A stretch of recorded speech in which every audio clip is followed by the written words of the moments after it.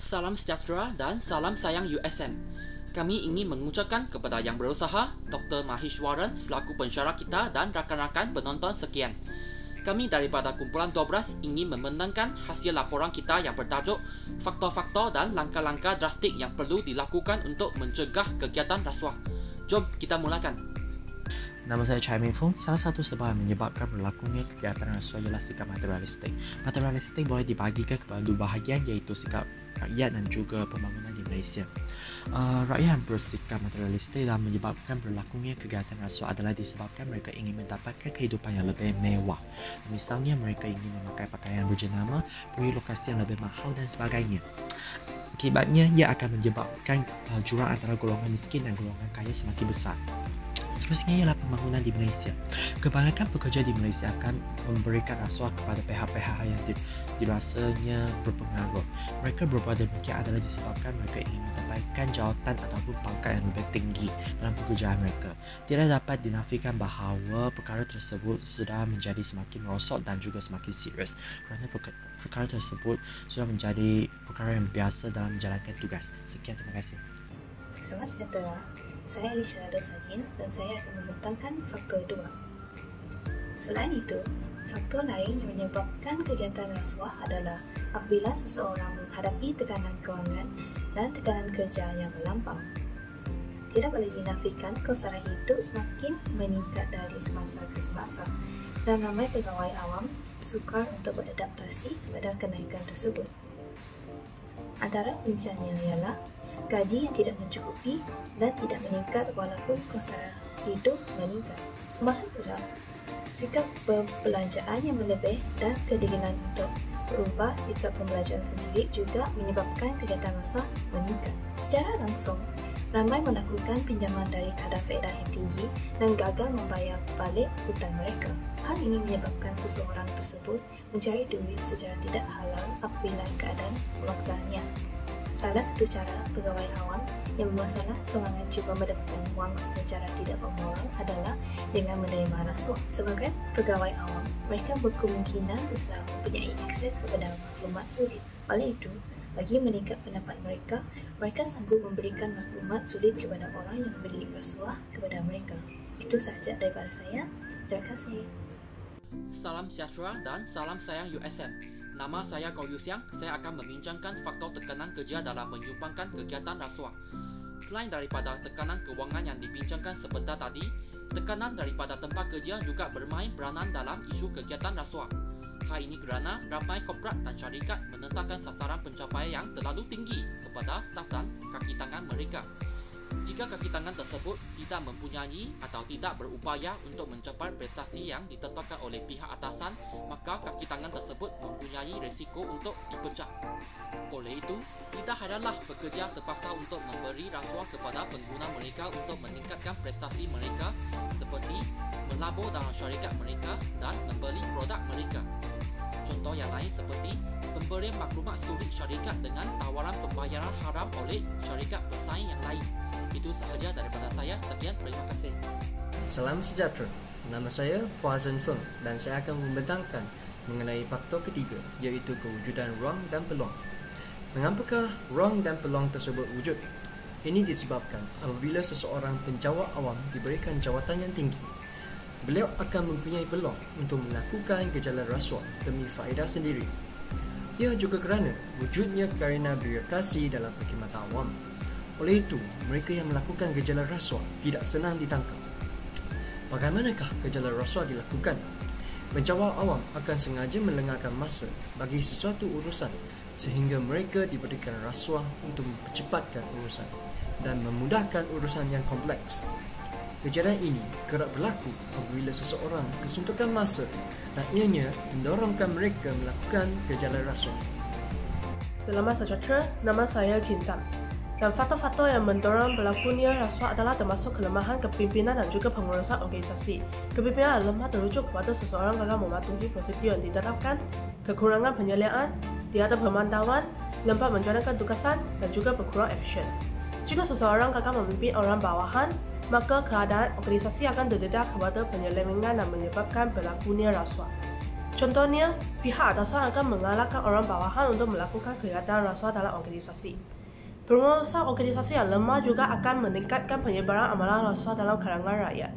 Setengah pihak mungkin diukur oleh pihak atasan untuk melakukan rasuah kerana prosedur organisasi yang kurang bersistematik. Tambahan pula, sebuah organisasi masih mengekalkan budaya yang lama seperti tidak peduli, mengampu dan juga takut melaporkan sesuatu. Ketiadaan integriti apabila mempunyai kuasa dan peluang juga merupakan punca pejabat awam terlibat dengan rasuah. Salam sejahtera, nama saya Eng Jie Sing. Seterusnya, faktor kelima adalah kelemahan peribadi yang tidak berintegriti.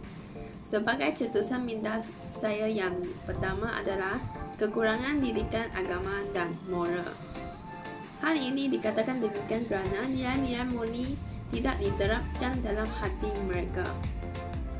Dari perspektif yang lain pula, mereka mudah terpengaruh dengan dunia hedonistik yang mementingkan aspek kebendaan yang dikatakan materialistik. Seterusnya, tekanan hidup yang menyebabkan mereka tidak jujur dan sikap tamak wujud lalu menyebabkan mereka mudah mengambil peluang melakukan rasuah untuk memenuhi keperluan sendiri demi hidup mewah. Dalam bidang pekerjaan pula, pekerja yang mempunyai kelemahan peribadi yang tidak berintegriti mudah untuk mengamalkan rasuah kerana terikut-ikut dengan tindakan rakan sekerja yang mengamalkan rasuah. Mereka yang melakukan tindakan yang tidak beretika ini bukan sahaja terikut-ikut dan juga takut dipulau oleh rakan sekerja mereka. Selain itu, rakan sekerja yang suka berkongsi kemewahan dan manfaat yang mereka dapat daripada rasuah juga telah menyebabkan pekerja yang mempunyai kelemahan peribadi yang tidak berintegriti bermula untuk memberi atau menerima rasuah. Seterusnya, penguatkuasa yang lemah seperti pihak atasan tidak mengambil tindakan tegas terhadap penerima atau pemberi rasuah juga telah menyebabkan pekerja yang mempunyai kelemahan peribadi yang tidak berintegriti untuk mengamalkan rasuah dan tabiat buruk ini akan berulang-ulang dan tidak dapat diatasi. Salam sejahtera, saya Wong Tong Sing. Faktor terakhir yang menyebabkan kegiatan rasuah berlaku ialah penguatkuasaan undang-undang yang lemah. Perkara ini berlaku disebabkan oleh kekurangan anggota penguatkuasa undang-undang dan telah menyebabkan pemantauan terhadap rasuah tidak dapat dijalankan secara menyeluruh dan berkesan. Kekurangan latihan juga menyukarkan pegawai penguatkuasa untuk memerangi rasuah. Tambahan pula, tindakan mahkamah yang mengenakan hukuman ringan kepada pelaku rasuah berbanding dengan jumlah rasuah yang diterima mengakibatkan mereka lebih sanggup dituduh di mahkamah atas kesalahan rasuah mereka daripada berhenti mengambil rasuah dan akhirnya menyebabkan jenayah rasuah hampir menjadi amalan sosial. Jelas sekali bahawa kelemahan penguatkuasaan undang-undang dalam sistem perundangan negara turut menyumbang kepada penularan kegiatan rasuah dalam negara kita. Nama saya Kawan dan nombor matriks ialah 151199. Saya akan membentangkan langkah pertama iaitu mempermudah urusan melalui IC. Yang pertama, proses pengkhidmatan dapat diperkemas. Perkhidmatan dalam talian yang lebih cepat, lebih berkesan melalui ICT dapat mengurangkan gejala rasuah. Selain itu, pengiktirafan penaklukan berkomputer. Ini membolehkan kita memerhati dan menilai salah nyata yang kompleks dan latihan kekotoran seperti perbankan dan rangka kerja moden dengan membuka pintu. Di samping itu, penggunaan rantaian berasaskan blok dan teknologi. Setiap kod urus niaga adalah lebih ketat untuk setiap aktiviti dalam jumlah penuh pilihan urus niaga. Ini menjadikannya mustahil untuk membatalkan dan membuat asal urus niaga. Hai, nama saya Lim Beng Hong, nombor matriks saya 150476. Selain daripada apa yang dikatakan oleh Kok Wen tentang memudahkan urusan melalui ICT, penguatkuasaan undang-undang dan hukuman juga memainkan satu peranan yang penting dalam mengurangkan kes-kes rasuah. Perbadanan Pencegahan Rasuah di Malaysia (SPRM) sedang membangunkan satu program iaitu Sijil Penguatkuasaan Undang-Undang Asas yang bertujuan untuk mendidik rakyat membenci kegiatan rasuah dan akibat-akibat setelah melakukan rasuah. Program ini telah dibangunkan bersama dengan Akademik Pencegahan Rasuah Malaysia dan akan ditawarkan kepada agensi-agensi penguatkuasaan undang-undang sebagai latihan asas supaya mereka dapat meningkatkan kebolehannya dalam pencegahan rasuah. Melalui program tersebut, dipercayai bahawa keberkesanan dalam pencegahan rasuah dapat ditingkatkan dengan cekap. Hai, nama saya Li Shaojun. Saya amat setuju dengan apa yang dikatakan oleh Beng Hong, iaitu penguatkuasaan undang-undang memang memainkan peranan yang amat penting untuk mengurangkan kes rasuah di Malaysia. Salah satu sebab yang menyebabkan kes rasuah semakin bertambah ialah mereka yang terlibat dalam kes rasuah tidak takut atas hukuman yang diberikan atau dikenakan, iaitu hukuman yang diberikan mungkin tidak cukup berat. Oleh itu, undang-undang di negara kita perlulah dikuatkuasakan lagi dengan memberikan hukuman yang setimpal dan secukupnya kepada sesiapa yang terlibat dalam kegiatan rasuah supaya rakyat di Malaysia dapat hidup dalam keadaan yang lebih adil. Salam sejahtera. Nama saya ialah Rachel Xiu-Qing. Apakah langkah lagi yang boleh diambil untuk mengatasi masalah rasuah ini? Iaitu kerajaan boleh melancarkan kempen iklan yang efektif dengan menggunakan media massa iaitu akhbar hingga ke internet untuk memastikan setiap lapisan diedarkan kepada kempen tersebut. Contohnya, SPRM telah mengadakan kempen rasuah booster untuk mendidik masyarakat bagi memerangi najis rasuah terutamanya kepada mahasiswa dan mahasiswi di institusi pengajian tinggi. Seterusnya, SPRM juga bekerjasama dengan MRT Korporat Sdn Bhd melancarkan kempen kesedaran pencegahan rasuah di pengangkutan awam. Kempen ini adalah untuk memupuk kesedaran pencegahan rasuah di dalam kalangan penggunaan pengangkutan awam. Oleh itu, dengan ada kempen tersebut, masyarakat akan berfikir dua kali sebelum menerima rasuah dan senario ini akan mengurangkan kes rasuah dengan signifikan. Langkah yang seterusnya adalah memastikan sektor awam bertindak secara berpatutan. Oleh itu, dalam sesebuah organisasi, hendaklah membentuk sistem pengurusan kualiti awam dan swasta dalam untuk perkhidmatan bagi memastikan tadbir urus, integriti dan amalan anti rasuah bertambah baik. Mengukuhkan sistem dalaman yang menyokong pencegahan rasuah untuk menjelaskan nilai, dasar dan prosedur untuk mencegah perbuatan rasuah. Menambah baik sistem anti rasuah dan prosedur boleh meningkatkan kesedaran di sektor awam. Menjalankan audit dalaman bagi mengelakkan penyalahgunaan dana dan aset termasuk program pencegahan rasuah, meningkatkan nilai etika dan integriti melalui latihan pengurusan. Menganalisis reputasi risiko melalui pengurusan sistem pemantauan dan prosedur pelaksanaan untuk menggalakkan amalan pencegahan rasuah. Nama saya Tan Sin Yun. Langkah seterusnya ialah pendedahan pendidikan anti rasuah secara pokok. Pendidikan merupakan saluran untuk menyebarkan informasi, memberikan kesedaran tentang kesan rasuah, membangkitkan semangat anti rasuah dan membentuk rakyat yang berintegriti tinggi menolak tawar rasuah.